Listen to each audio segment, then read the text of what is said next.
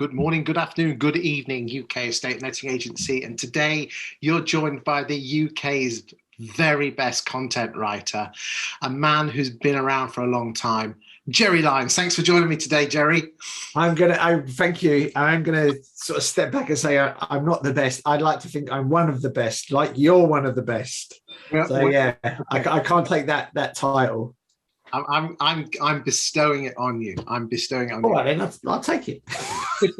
Boys and girls, why should you be interested in this webinar today? It basically comes down to is that myself and Jerry Lyons are really, really passionate about content marketing for estate and letting agents.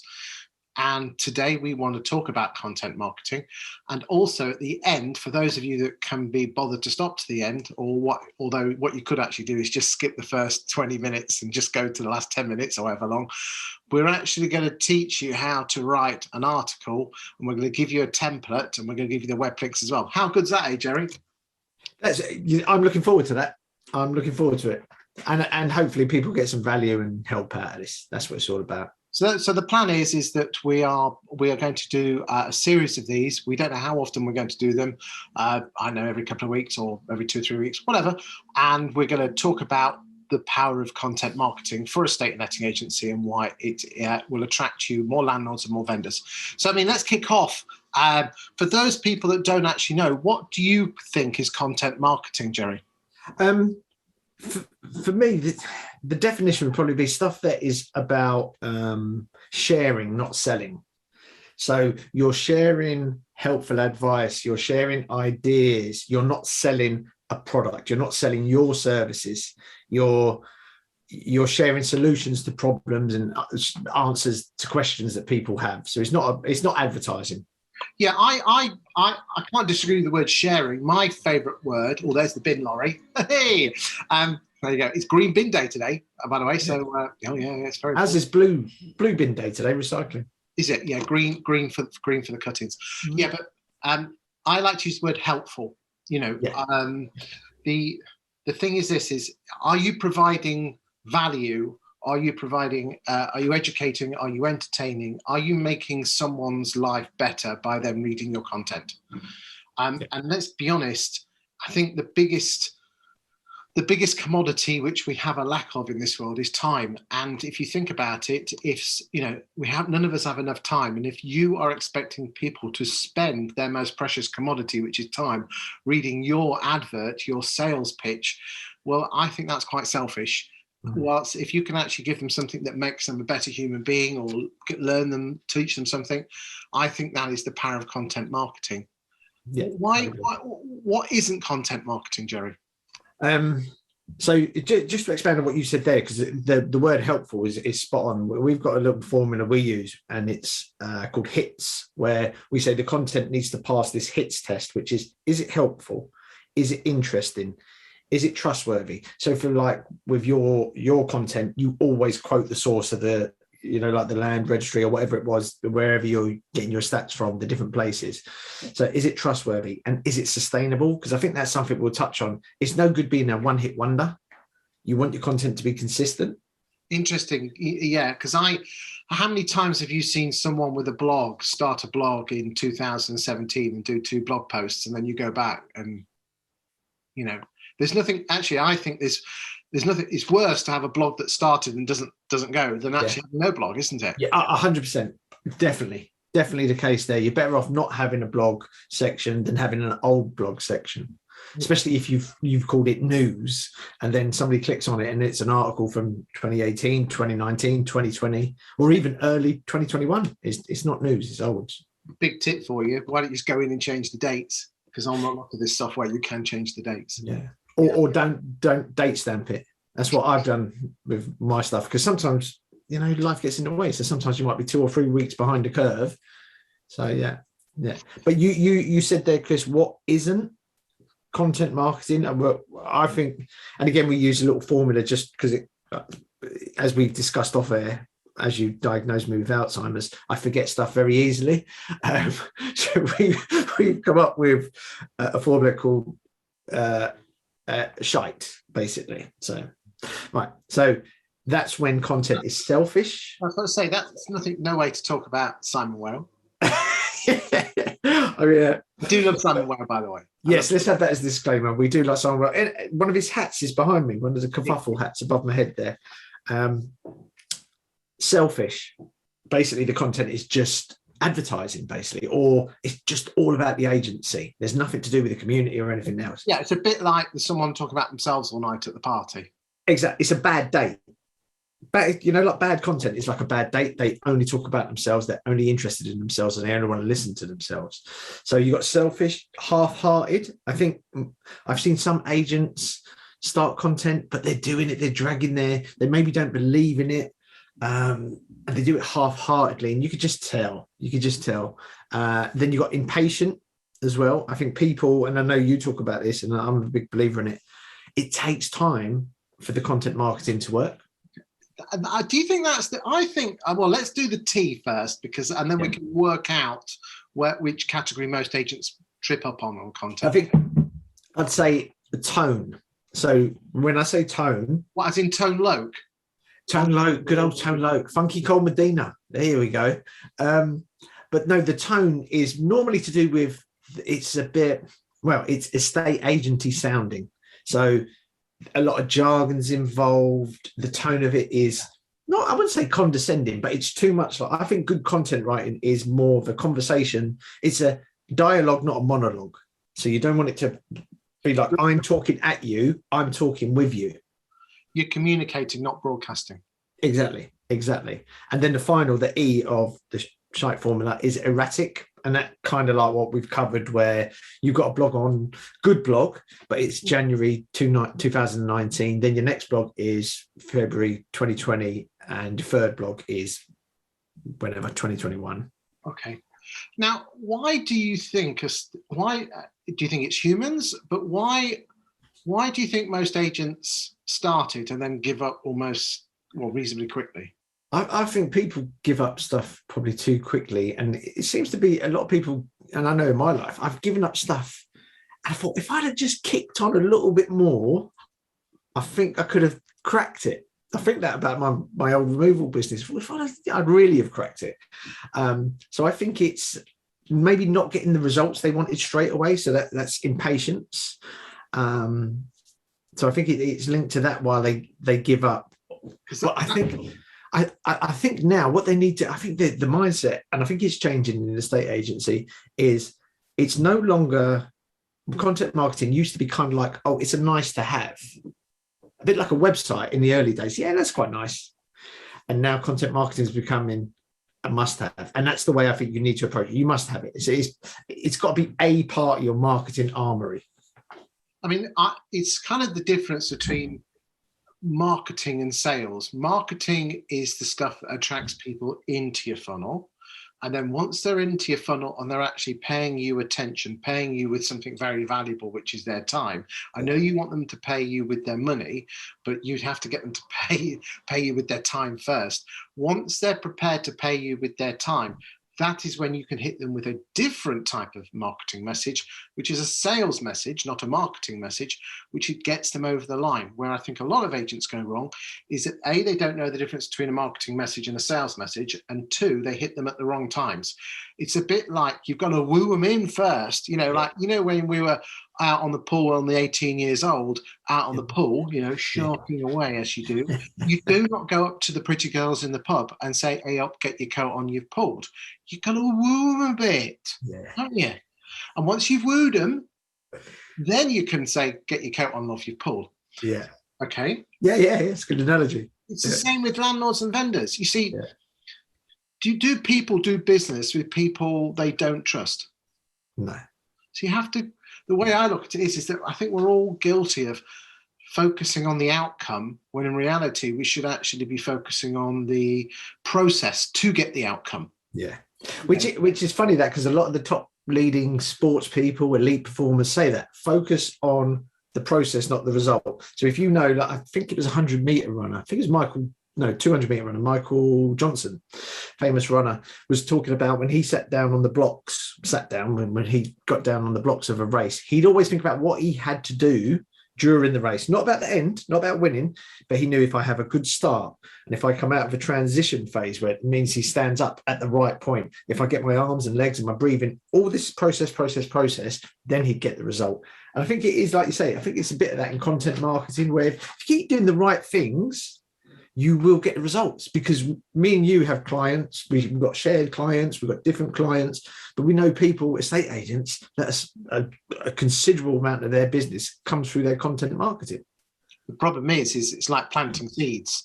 You've got to, A, you've got to plant them, and then B, you've got to keep watering them and nurture them until they turn into the cress or the wheat, or more importantly, the apples, so you can have a pint of cider. It just takes time. And I think we as human beings are very guilty of wanting everything, the shortcut, and wanting things now. And there are certain things in life with technology that's helped. You know, in our day, we had to go and have the uncomfortable conversations at the bar and chat the people up. Nowadays, these youngsters can just swipe right for love, can't they? And there's instant TV and there's instant shopping. Yeah. But there's no app out there to build trust. And I think the way I would say is people do business with people they trust. So instead of trying to aim for the outcome of the listing, aim, what can I do to build up trust in myself? Yeah. You know, let's be honest, both of us are proficient at our own content to attract letting and estate agents to ourselves. Yet, when was the last time you publish something saying, hi, I'm Jerry Lyons and I can write content for you? And when do you see Chris Watkins saying, hi, I'm Chris Watkins? We don't. We are actually practitioners of our own craft. And if you create interesting and relevant information, which is interesting to your potential clients, you'll attract them. Because let's be honest, all agents are wanting is more landlords and more vendors. Yeah. So the content that you write for agents is stuff that's of interest to homeowners and landlords, isn't it? Yeah. And the stuff I write is of interest to landlords and vendors. Yeah. It's like our clients are estate agents, but our consumers are landlords, sellers. Sometimes we touch on buyers, but and sometimes tenants. But yeah, they're the consumers because they consume the content. Should we go and have a look at Cook & Co, who use both of us, just to see what good does actually look like. So you keep talking whilst I find the page. So you know, one thing I'd say about Cook & Co as well, Damien there, he really understands the power of content marketing. That's why I think he invests in it. And how many offices has he got now? He's got a few. So I know those guys are doing well. We've got you sharing screen. I like your backdrop. Cheers. Okay, so here we go. Okay. There it is. Nice website as well, by the way. Okay.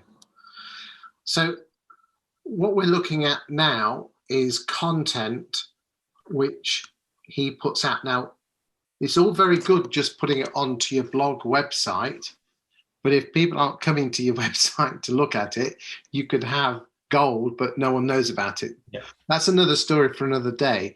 Let's have a look at what good looks like. We in the next session, we could probably talk about how do you get people's eyeballs on it and attention. So let's have a look at now. So we are now filming this in the first or second week in September. Why sellers in Thanet need to act now for a Christmas move. Okay, interesting. You use the word Thanet in the title. Why is that important? Because it tells people you want to be really clear to an audience in a headline, as you well know as well. The most important part of an article is the headline, because if it doesn't attract or grab the attention, you might have written the best piece in the world, but if the headline doesn't grab the attention, then it's over. So here you're being really clear. You're saying, right, who's our market? We want to get the attention of sellers. Where do you want the attention of sellers? We want them to be from Thanet. Is that how you pronounce it? Because my pronunciation's rubbish. Thanet. And then the next bit is, you know, if they want to move now before Christmas, this piece goes on to tell them about that. So that's why the headline has who it is. So if it was landlords, as you do landlord stuff as well, you know, like what landlords in Thanet can expect from these rule changes, that sort of thing. So you're really making it clear. If you're a landlord and you're in Thanet, this is for you. Yeah, it's really important that the content you write feels like you've only just written it for the very one person that is reading it, not just for everyone. So my advice to anyone watching this is every single piece of content that you chuck out has the name of your town in the title, because then it feels like it's just been written for you, for the viewers. Even though you can take the word Thanet out and change it to the word Chichester, yes, in essence, it's the same article, but it just feels like you're talking to me, and I think that's really important. Yeah. Let's just have a minute or so just going through this article, Jerry, about where your thought processes was on this article. Okay, so if you start at the top, you know where it says a 2-minute read? That's an old journalistic, well, relative, not even that old, probably about 15 years when the internet started kicking in, called time framing, where you basically said to someone, this is going to take you 2 minutes to read, or it's going to take you 4 minutes to read, or you'll see some articles on the Daily Mail that will be like 12 minutes to read, or Daily Express. You know, that's long. So that's time framing at the top. And then we go into sort of keeping it look quite topical. Some holidays have ended, kids back to school, blah, blah, blah, and all that sort of stuff. And then it leads into the main part of the piece, which you're going there, which is about Property Mark, when they said that if you want to sell by and get in by Christmas, you need to move now. Now, the reason why we quoted Property Mark in this article goes back to the HITS formula, which this adds a bit of trustworthy authority, because Property Mark are respected and, you know, their stats stand up to scrutiny most of the time. So, yeah. Excellent. Okay. And notice that there's not big lumps of text. It's in 1 or 2 sentences, so it's bite-sizable. And again, what we've got to remember is people do scan websites. So it really, you know, the ability here is that it gives them the ability to scan it for those that want to scan it, but also those that want to read it. So clever content here, okay? And again, here's a nice graphic. And again, with a huge, massive thing, and I'll keep banging on, put the name of your town in the graphic, because he's just scrolling around. Oh, I live there. Yeah. There you go. The ABC. That's really good stuff, mate. I like that. And then a call to action at the end. Yeah. I mean, we like to keep things with our content. We try and not dumb down. We like to keep it as simple as possible.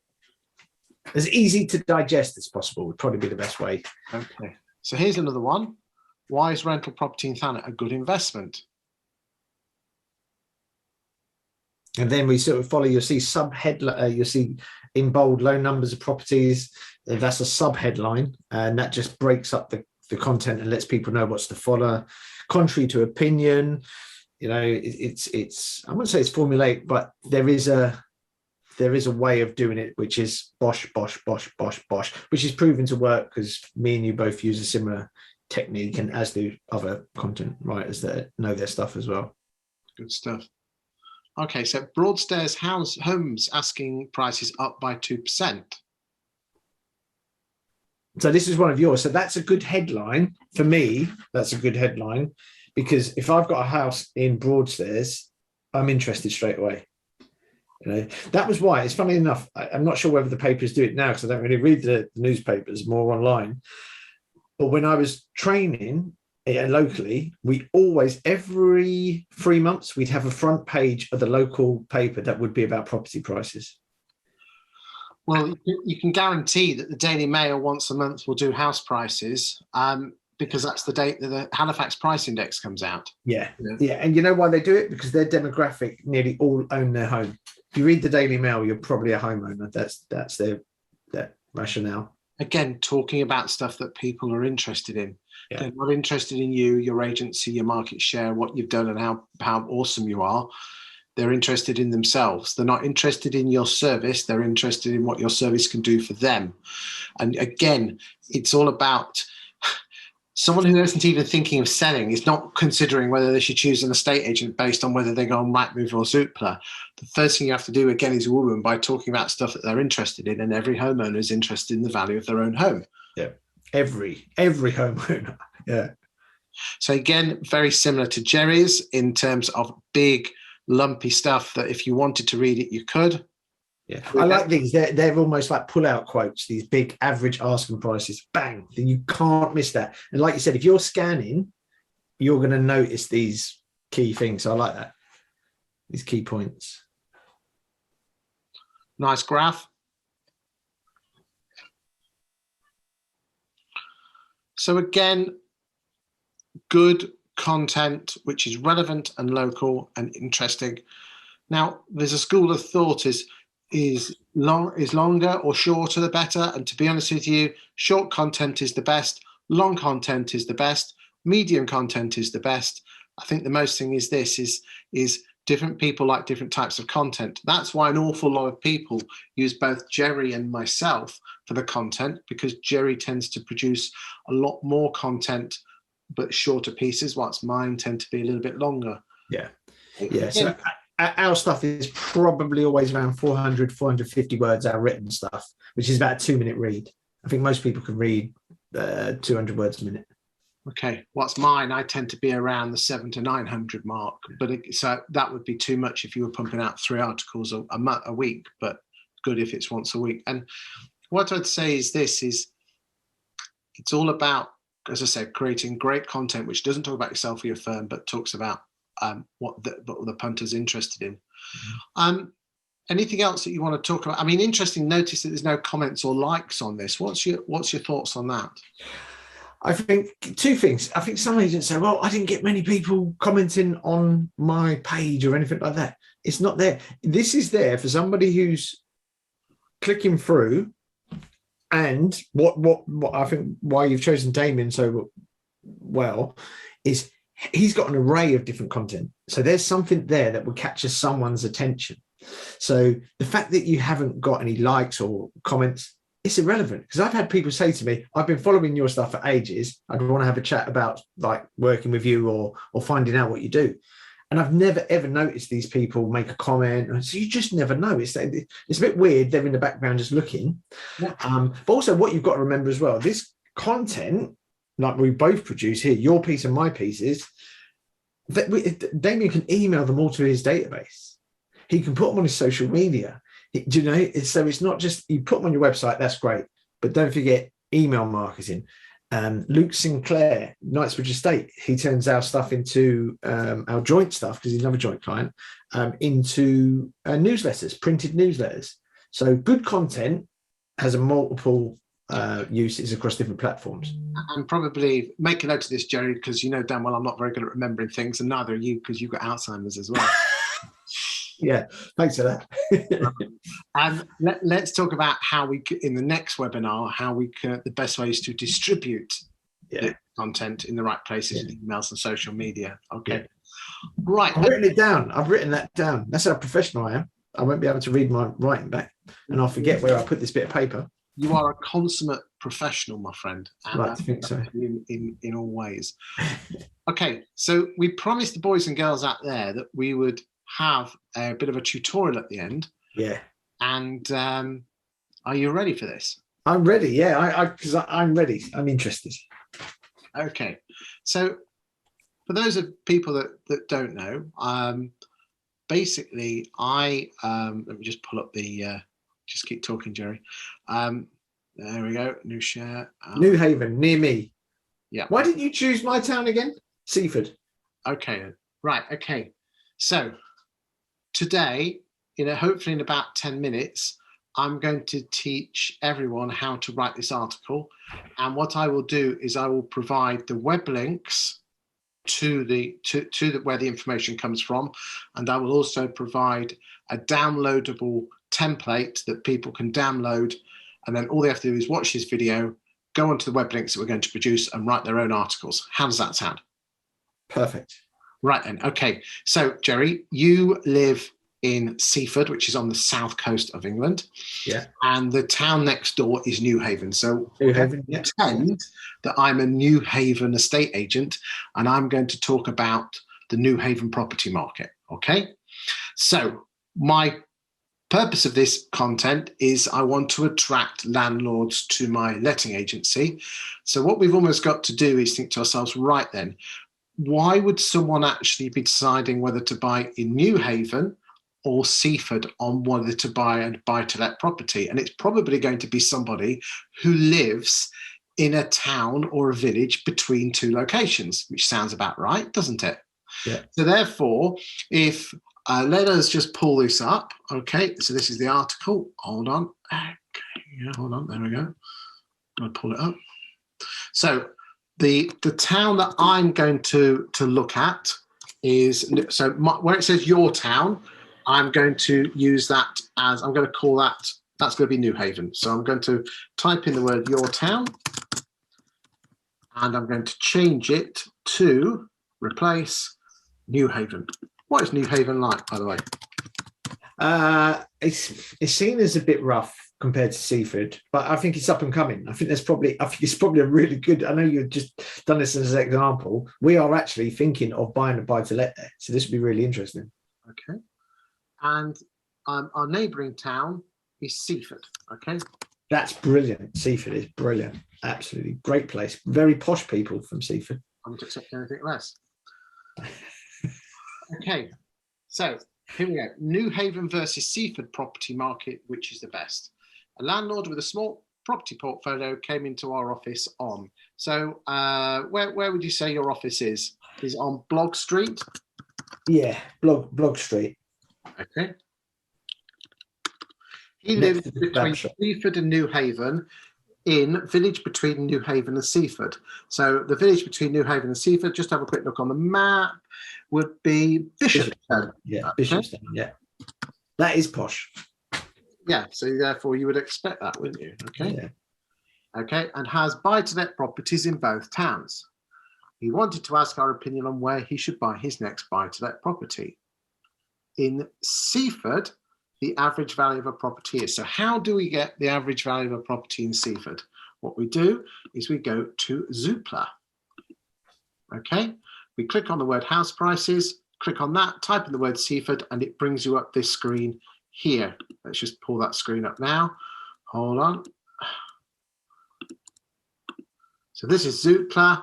You pull up the word Seaford, you went house prices, click on UK house prices, type in the word Seaford. Actually, I'll do it now. Okay, so we type in the word Seaford here. Ignore all these roads, just leave it the word Seaford. Hey presto, there is our box. And the market activity box, and in the bottom left-hand corner, the current average value of a property in Seaford. Ignore the average price paid, because that's what the average price has been paid on just the 387 houses that have sold in the last 12 months. This is the current average value of all properties in Seaford, 369,183. So I'm going to round that up to 369,200. Okay, so I'm going to go back to the article. Okay, hold on, there we go. 369,200. 369,200. Okay.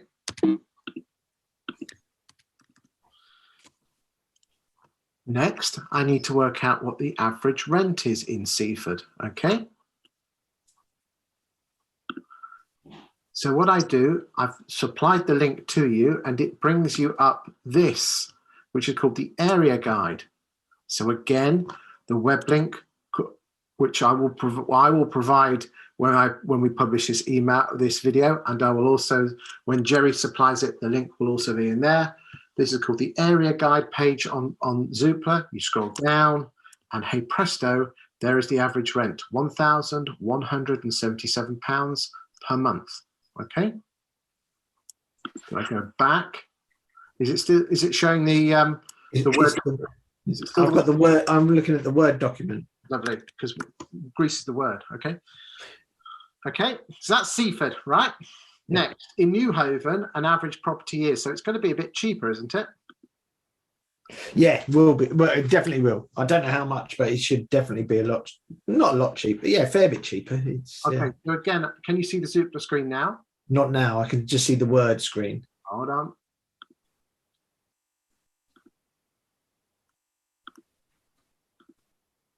There we are. So this is the same screen we saw before with house prices, and the average value is 276,062. So I'm going to round that to 276,100. Okay. Mm-hmm. So we go back to Word. That's interesting. That's more than I thought it would be. 276,200, and the average rent again. You go okay. Let's go back, and we'll go to the New Haven area guide, and we'll pull that up. There we go. We scroll down, and the average rent is £1,101. Okay, so we go in and we type in £1,101.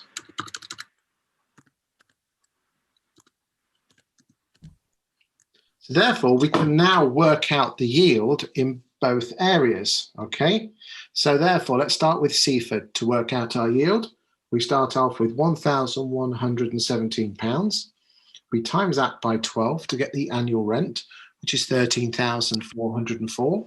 And then we divide that by the capital value, which is 369,200. And hey presto, we get 0.0363, which makes that, if we times that by 100, which is how you do your maths, that brings in an average yield of 3.63%. So we'll basically just take that to 3.6.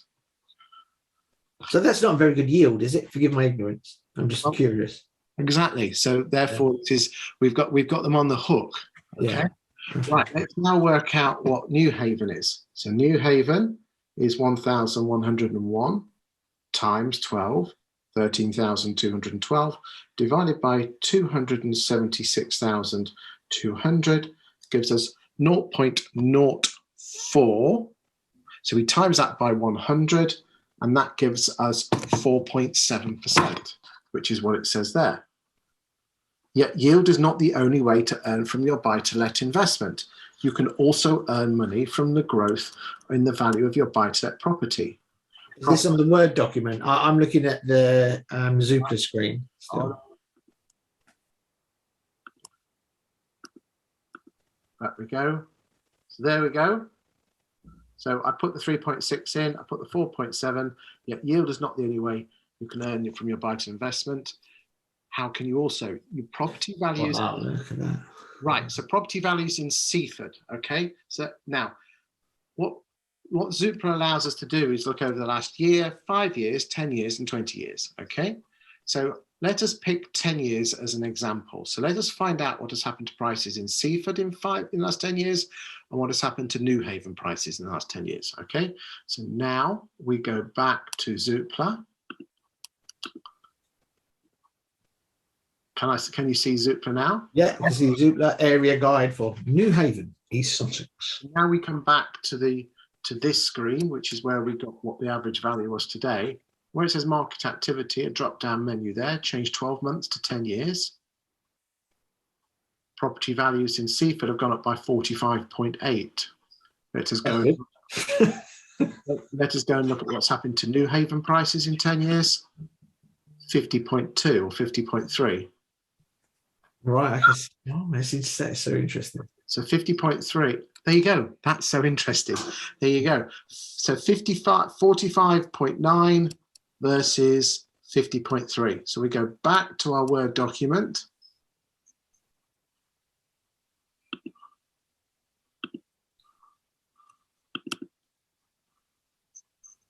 Yeah, the Word document is back on the thing. Okay, so Seaford was 45.9 and New Haven was 50.3. It really comes down to what is more important, capital growth or yield. In this instance, New Haven wins on both. So if you're a New Haven agent, you're proving that your town is a better bet. And this is where the magic happens. If you were a Seaford agent and the numbers prove that New Haven was the better bet, then you have to go and pick another town like Lewes or like Eastbourne, where your town is better. Yeah. Okay. Yeah. What you tend to find is the cheaper the areas, the better the yields, the nicer the areas, the better the capital growth. And these, like just this sentence here where it says property values in Seaford have risen by 45, that's 45.9%. That's a great bit of snackable content. You know, just even if you just wanted to pull out the sentence and just go bosh. So there you go. There is a, so you just tidy that up, put your telephone number in. And you could say, I haven't got the time to write these articles. Well, that's why, if you haven't got the time, if you're a baby agent or a self-employed estate agent, you do have the time. If you haven't got the time, that's why you employ the services of myself and Jerry. And again, there's an awful lot of agents that you do use both of us because we write different types of content. Because, the best way the analogy I would use is Jerry's is very Daily Mail and Daily Express, whilst mine is a bit more Sunday Times, and different people read different newspapers. And as Jerry rightly said, it's all about everyone reads and consumes content in different ways. So you have to give them the different pieces of content in the different ways. So whatever content reader A likes, they'll read that. Whatever reader B they like as well. I would say with the newspaper analogy, I think we're more Daily Mirror and the Sun.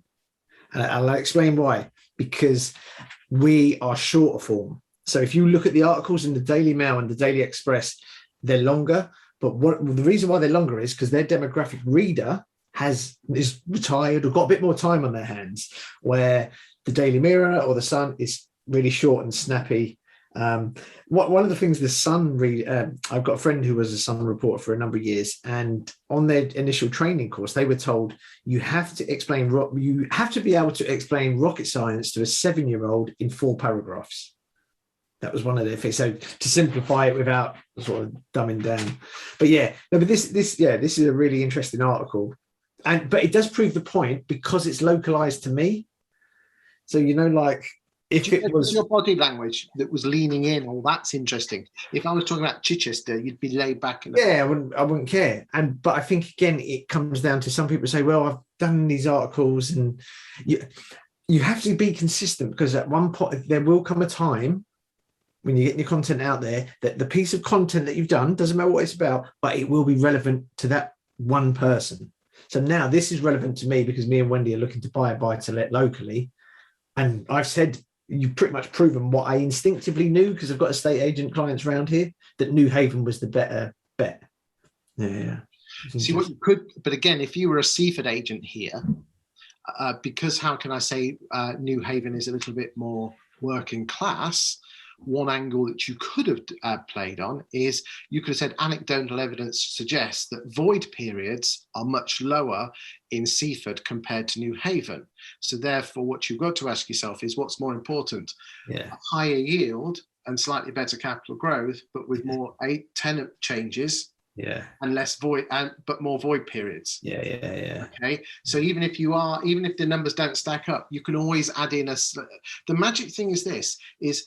With content like this, is not to provide all the answers, it's to provide a answer, and more importantly, leave them with a question. Because remember, statements get judged, questions get answered. And the whole thing of this is you just want to say, if you want to know your thoughts on the best places to invest, if you keep dripping this stuff out, people go, do you know, this guy knows what he's talking about.